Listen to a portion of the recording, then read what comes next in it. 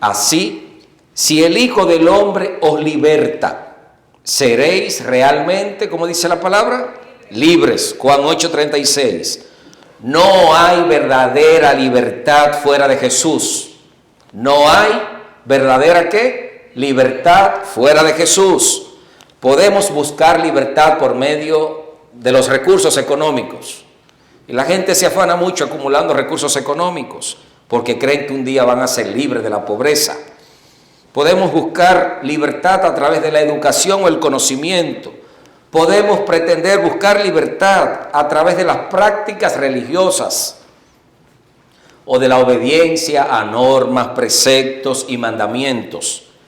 Pero si nuestros corazones no han sido entregados y en ellos no habita el Espíritu de Dios, todavía seguimos siendo esclavos.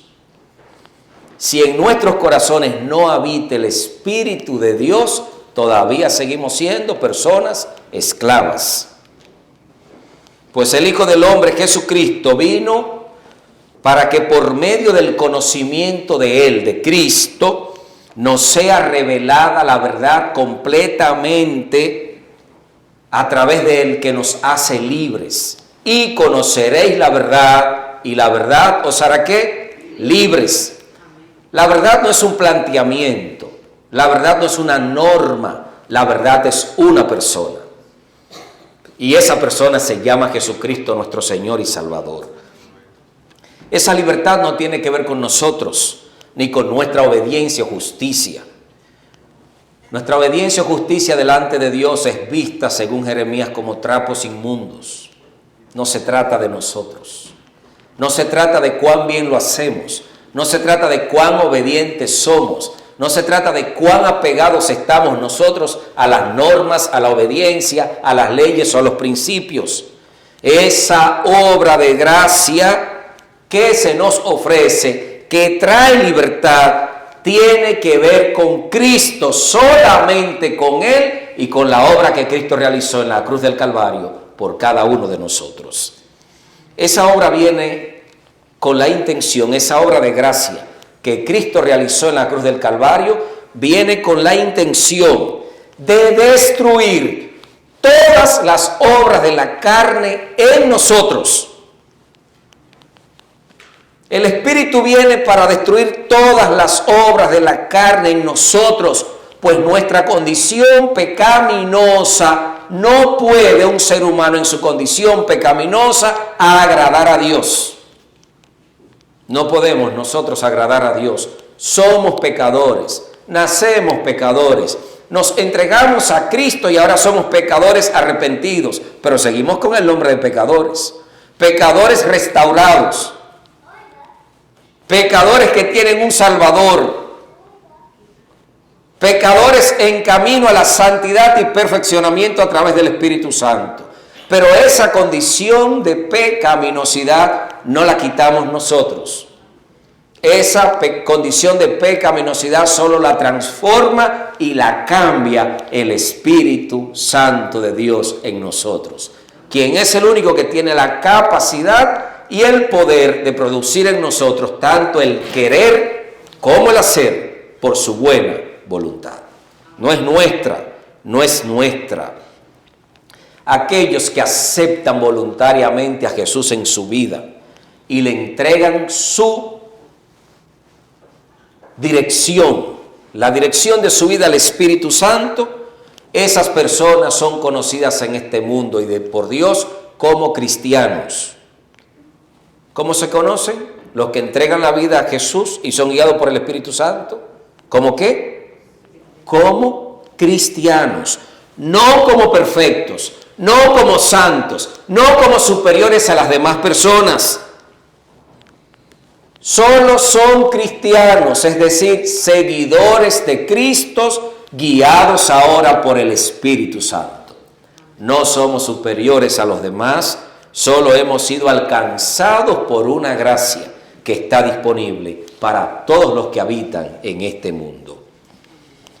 El cristianismo no existe con la intención de encubrir el pecado. No, que no lo sepa nadie porque somos cristianos y se puede crear un mal testimonio, es que el cristiano es un pecador también.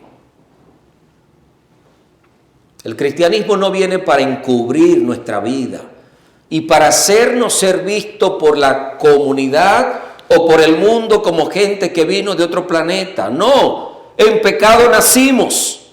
Nuestra naturaleza es pecaminosa. Nuestra tendencia es al mal. Y como seres humanos estamos sujetos a las caídas en este mundo. Por eso el cristianismo no viene para encubrir la condición pecaminosa de nosotros. La única intención del cristianismo es revelar la verdadera condición del hombre. Y nuestra verdadera condición es que tenemos una condición pecaminosa.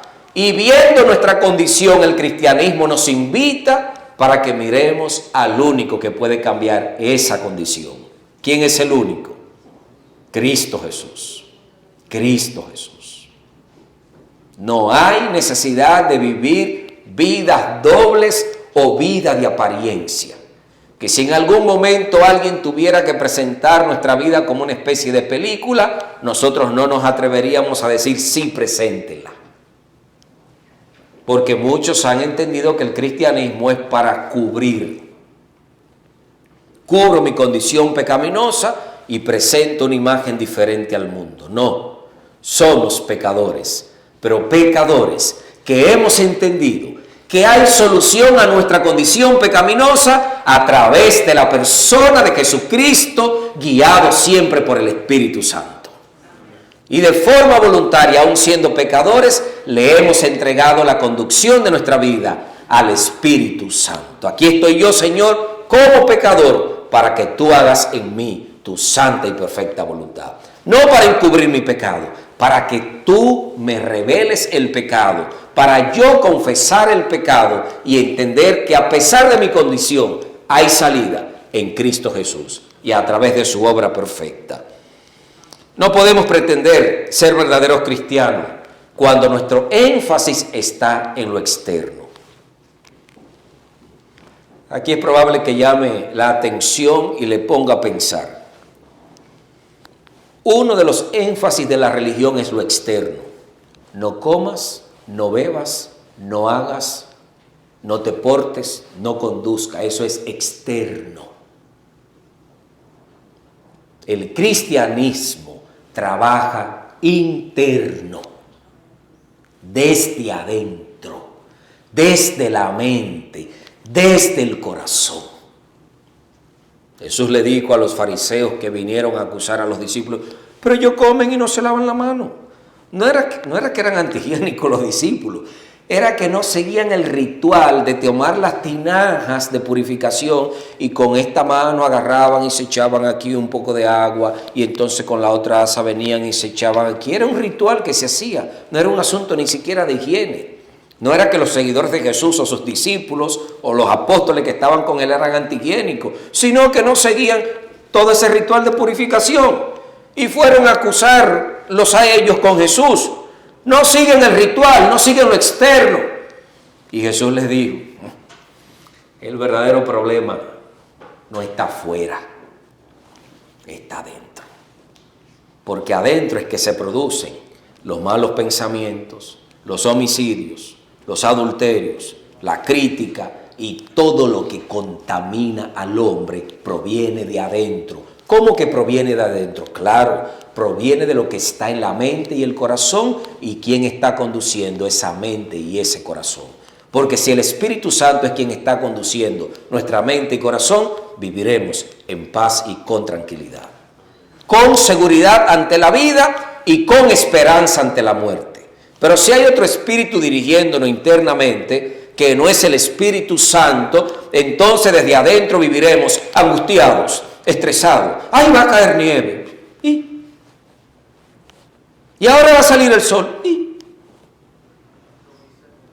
Y ahora la enfermedad. Dependiendo quién esté guiando nuestra mente y corazón, así mismo externamente nosotros vamos a actuar y vamos a reaccionar. Donde esté el Espíritu de Dios no hay turbación. Donde está el Espíritu de Dios no hay miedo. Donde está el Espíritu de Dios hay paz. Donde está el Espíritu de Dios hay gozo. Sí, pero se murió un ser querido. Sí, se llora, pero se llora con esperanza. Pero podemos ser afectados por la enfermedad. Sí, pero servimos a un Dios que es médico divino. Pero yo oré por una persona y esa persona no sanó, murió. Pero a ese que tú le oraste, si esa persona cree en él, a pesar de la muerte, al que tú le oraste venció también la muerte. Y el que descanse en ese que tú has puesto tu confianza y tu esperanza, lo volverá en la segunda resurrección a traer a la vida. Por eso Jesús está haciendo un énfasis en que somos verdaderamente libres, pero cuando nuestra mente y nuestros corazones han sido entregados a la dirección del Espíritu Santo. Por eso tenemos paz. Y el verdadero cristianismo es rendir nuestro corazón y entregarlo para que el Espíritu Santo habite en él y ejecute en nosotros su santa y perfecta voluntad. El rey David, hombre según la declaración del Señor, conforme al corazón de Dios. Algunos dicen, bueno, es que utiliza mucho a David para justificar o encubrir el pecado. Bajo ninguna circunstancia. La experiencia de David se presenta para que veamos la gracia y la misericordia de Dios para con los seres humanos. David era un hombre conforme al corazón de Dios. No por ser perfecto, sin pecado, pues sabemos que era un pecador como nosotros y hizo cosas que posiblemente nosotros nunca haremos en toda la vida. Era conforme al corazón de Dios, porque su corazón era sensible a la dirección del Espíritu Santo. El rey David tuvo muchas esposas, lo cual no era la voluntad de Dios para con él. Mandó asesinar al soldado Urías para quedarse con la mujer de Urías. Pero aunque David era uno como nosotros, sujeto a pasiones pecaminosas y que se equivocó en su vida como nosotros también nos equivocamos, el corazón de David era sensible a la dirección del Espíritu Santo y a la reprensión del Espíritu Santo cuando éste cometía una falta o pecado. El pecado esclaviza y consume. En el Salmo 32:3, David señala, mientras me negué a confesar mi pecado, mi cuerpo se consumió y gemía todo el día. El pecado nos ciega. El pecado nos impide ver nuestra salida y la libertad que Jesucristo nos ofrece. Por lo tanto, proponte en Dios mantener tu corazón libre de toda esclavitud de pecado. Hoy es un día para que confesemos nuestros pecados, para pedir el poder y la dirección del Espíritu Santo, para que rompa toda esclavitud que haya en nosotros del pecado. La intención del espíritu del mal es mantenernos esclavizados y recordarnos nuestro pecado. Pero el Espíritu Santo de Dios ha venido a través de Cristo para que tengamos vida y la tengamos en abundancia. Recuerda que el Hijo del Hombre vino para que seas completamente como libre de todo pecado. El profeta Natán fue enviado por Dios para que ayudara al rey David. Cuando el pecado le damos entrada, el pecado nos aleja de Dios y comienza a evitar que tengamos un encuentro con el único que puede solucionar nuestra condición, que es Dios. Y David estaba consumido porque no sabía cómo darle la cara a Dios ante lo que había hecho. Así que Dios envió a su siervo, al profeta Natán, ante David para que lo confrontara ante su pecado y le mostrara que había salida en él también. Vamos a la Biblia, la cual es palabra de Dios, en el segundo libro de Samuel, capítulo 12. Segundo libro de Samuel, capítulo 12, del 1 en adelante. La visita de Natán a David. Segundo libro de Samuel, capítulo 12. El Señor envió a Natán, leemos versículo 1 en adelante. Segundo libro de Samuel, capítulo 12, verso 1 en adelante. El Señor envió a Natán para que hablara con David, y cuando se presentó ante David le dijo, leemos, 2 hombres vivían ¿dónde? En una ciudad, en un pueblo. Uno de ellos era ¿cómo? Rico, y el otro era pobre. El rico tenía abundancia de ¿qué? Ovejas y ¿qué más? Vacas. En cambio el pobre no tenía más que una sola ovejita que él mismo había comprado y la había criado. Y la ovejita creció con él y con sus hijos. Y esa ovejita del pobre comía de su plato, bebía de su vaso y dormía en su regazo.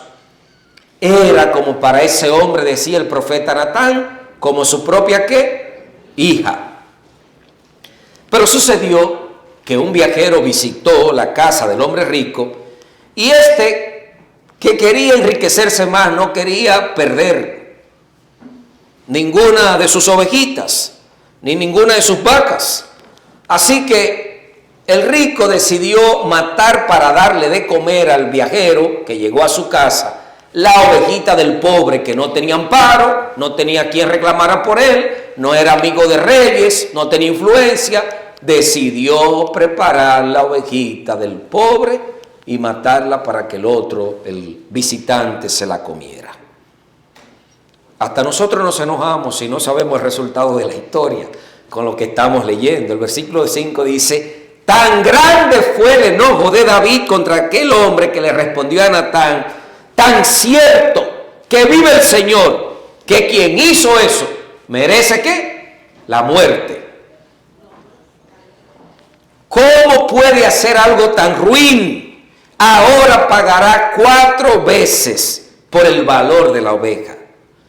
Entonces Natán le dijo a David, tú eres ese hombre. Tú eres ese hombre. Tú eres ese hombre. Con esto Natán aplicó la parábola con una simplicidad alarmante. Natán tenía que impactar a David para que viera su pecado tal cual era.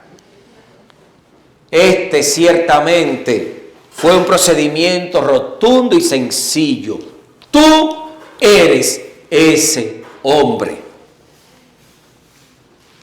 Muchas veces cuando se nos presenta una falta o pecado de otros, a nuestros ojos lo vemos como grande. Pero cuando el Espíritu trabaja en nuestros corazones y nos hacemos conciencia a nosotros mismos de nuestra condición pecaminosa, entendemos cuán aborrecibles y vergonzosos son nuestros pecados, pues son un acto de desprecio hacia Cristo y a la obra de gracia que Él ha realizado por nosotros en la cruz del Calvario.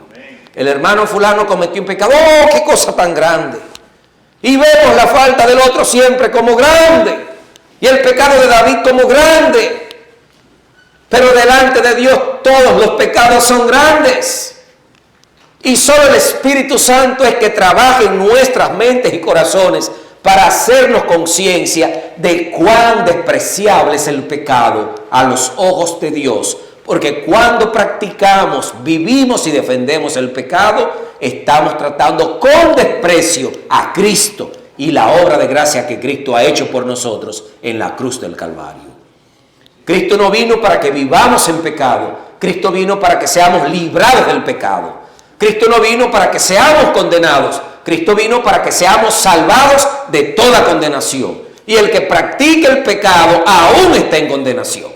Y el que se deleita en pecado y lo defiende, aún está en condenación.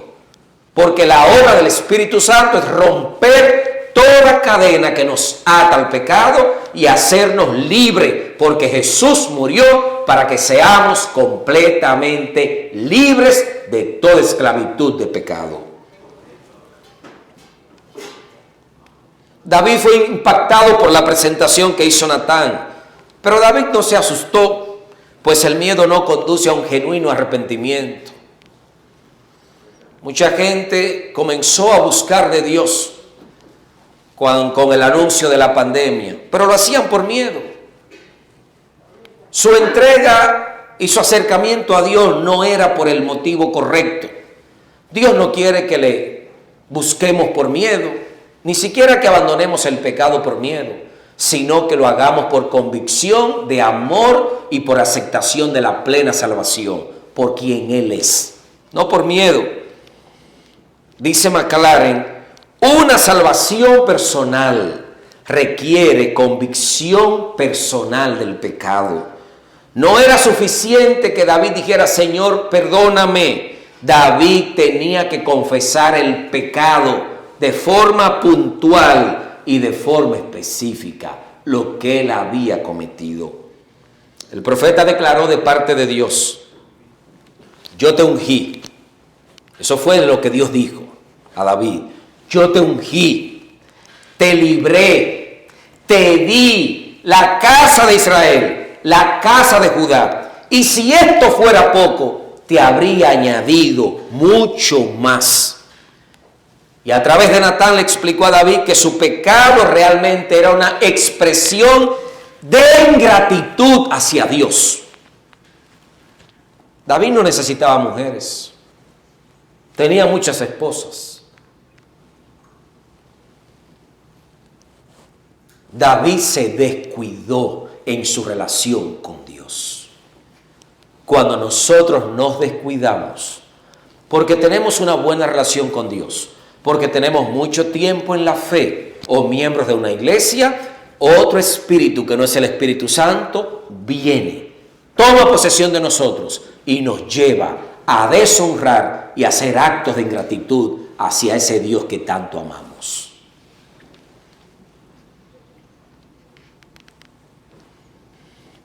A Urías el Eteo heriste espada, declaró el profeta. Tomaste por mujer a su mujer, no era tu mujer, a su mujer.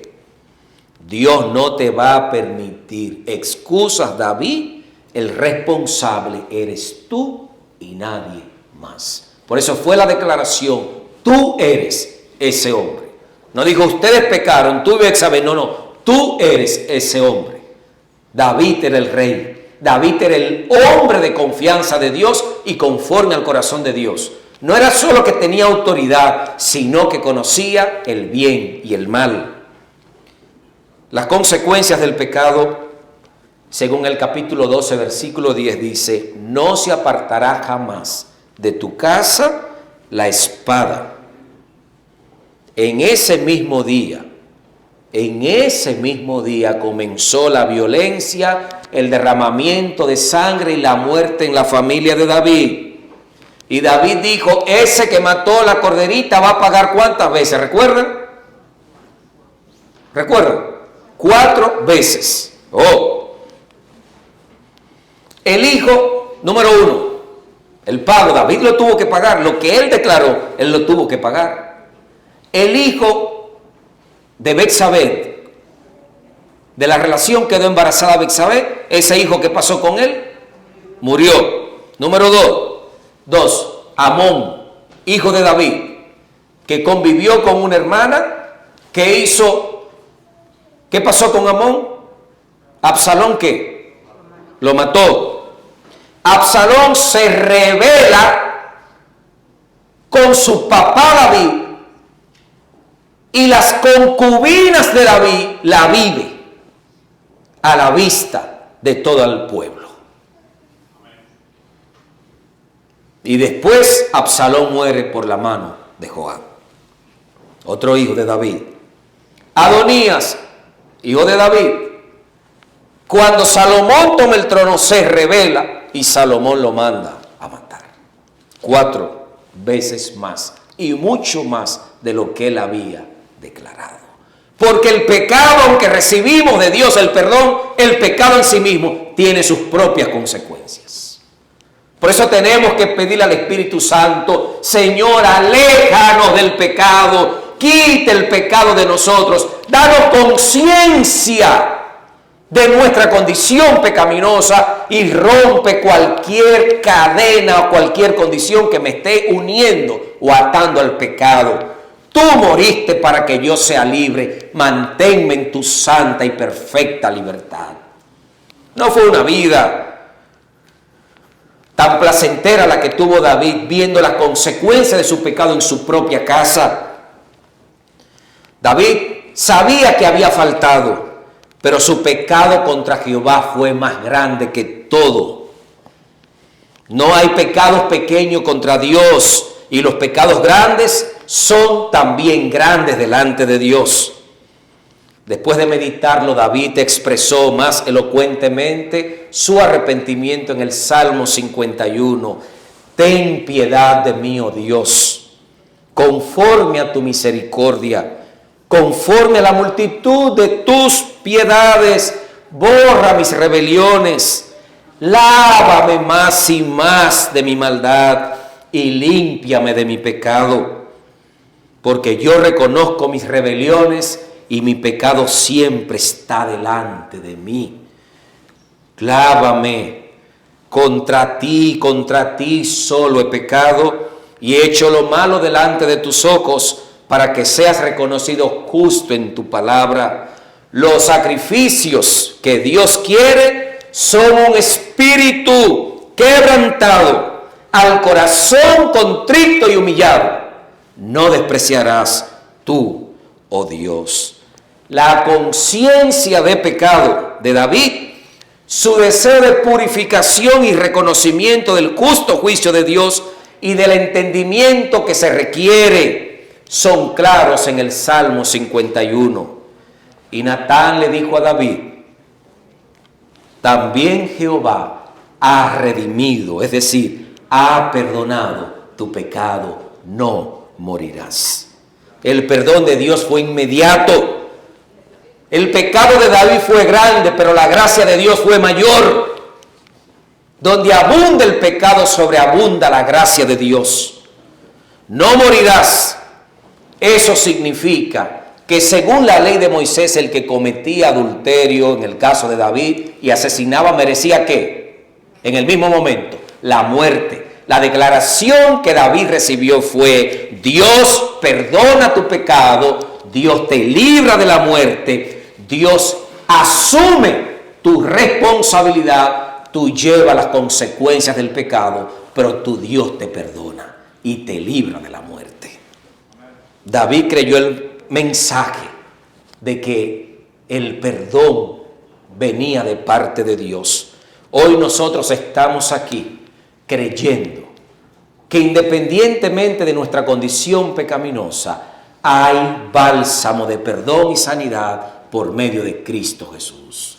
Cuando nosotros con humildad confesamos nuestros pecados y le pedimos al Espíritu Santo que guíe nuestras vidas.